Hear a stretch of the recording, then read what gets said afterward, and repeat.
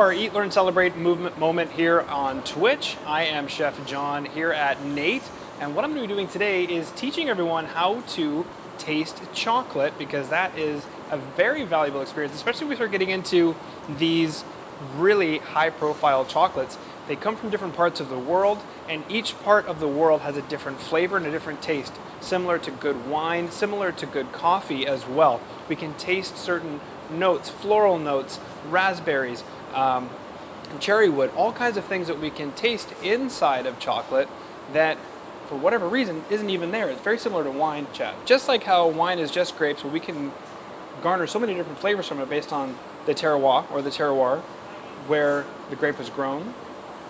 And the terroir being the kind of the flavors of the earth. Correct. And a lot of it happens in the barrel, the way it's processed. Same thing happens with chocolate, depending on the recipe, where it comes from, etc. So just like Chef Jones had mentioned, we're looking for a proper temper on the chocolate. Now this looks like it's been properly tempered because it doesn't have streaks of white coming through it. The streaks of white would be the cocoa butter. Cocoa butter. Which would be crystallized.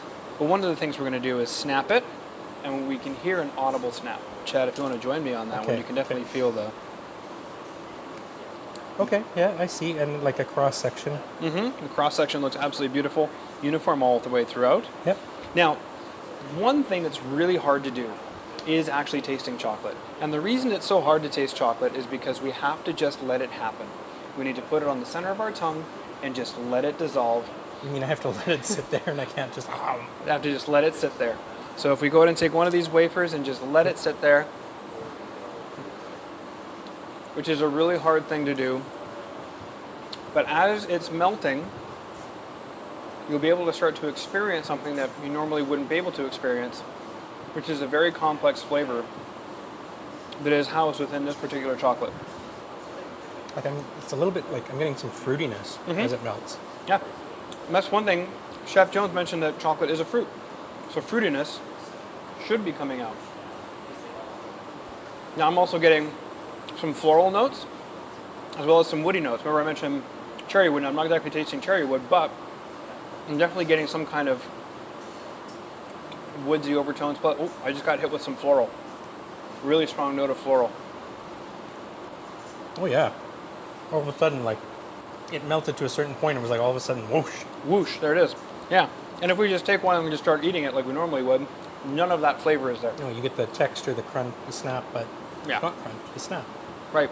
Very difficult thing to do. Now, that's dark chocolate. We just did a 70% dark chocolate. We can do the exact same thing with white chocolate.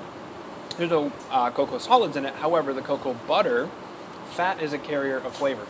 Flavor and fat go hand in hand together, and that's why different fats have different flavors. And I've been told that fat itself doesn't have flavor, but it's the medium that transports flavor across the palate. Correct.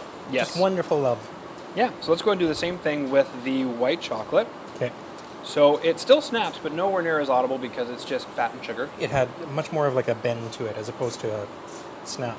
Correct. Okay. Now, same exact thing. Let's let it dissolve on the tongue. So the taste should be different because it's fat. It's rich.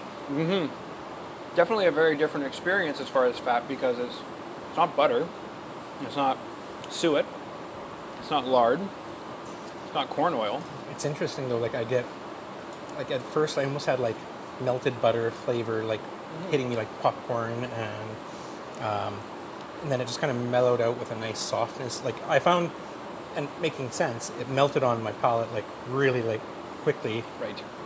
Whereas it took a little bit more for the dark chocolate to kind of get to that point. Yeah. But as you said, it hit that point where it was melting enough that all of a sudden it was just like this boom of like different floral flavor hitting you. And I found having it kind of near the top of my mouth and getting it through the sinuses helps as well. Yes. Absolutely. Yeah, and we could also smell it. See if we're getting any of those notes that we were tasting.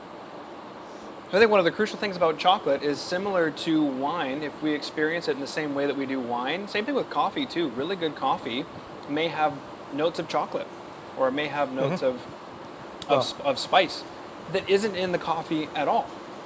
It's just the way where the beans come from and how it's processed. It's difficult. But the more I do it, because it's so hard to not just want to eat it. but the experience is rewarding. To a degree. Just take it all out. Yeah. And the same thing can be done with semi-sweet chocolate and milk chocolate. So this is really fun, and we're going to be doing more of these Eat, Learn, Celebrate moments. We've listened to everyone, and apparently John is interesting and has lots of these really interesting facts. So a big part of everything here at Nate is that we use Eat, Learn, Celebrate as a way of our promotion for getting people into the restaurant, and it's really a concept and almost like a mission statement. So we want to educate you, and if you have some ideas or things that you'd like us to touch on, give us some heads up, and we can let Chef Jon know. Throw them into Discord. We'd love to hear, or chat. We can kind of mark those down as well. Absolutely. Yeah. So thank you so much for tuning in today to this Eat, Learn, Celebrate moment on Twitch.